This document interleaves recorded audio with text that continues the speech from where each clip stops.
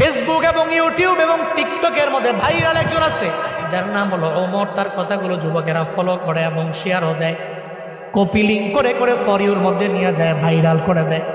আমি গতকালকে তার একটা ভিডিও দেখলাম, তার মায়ের মানে সে কেমন এটা আমি জানি না, তবে এই ভিডিও দেখার পরে আমি দেখলাম যে মা পাগল ছেলেটা চোখের পানি ফেলায়া মায়ের জন্য কান্দে। নেপালের পাহাড়ের সামনে দাঁড়াইয়া বলতেছে, আমার মা দুনিয়ার মধ্যে আমার সবচেয়ে বড় আপন।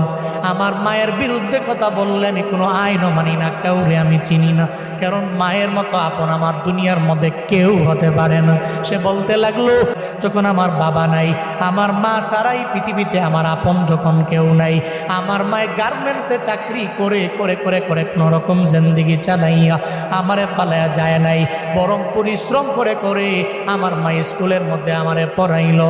আজকে আমি অনেক মশহুর হয়ে গেলাম, প্রসিদ্ধ হয়ে গেলাম, সবাই আমারে চিনে, তবে আমি মায়েরে ভুলতে পারি না। নেপালের পাহাড়ের সামনে দাঁড়াইয়া বলতে লাগলো, মা জীবনে কোনোদিন আপনারে আই লাভ ইউ মা বলা হয় নাই, আমি আপনারে ভালোবাসি, আমি আপনারে পছন্দ করি, এটা বলা হয় নাই।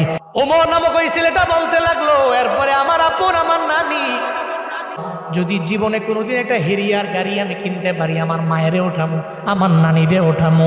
যুবকেরা তোমরা অন্যান্য বিষয়গুলো টিকটক দেখা দেখে অন্যজনরে ফলো করো, তবে এটা কেন ফলো করো না?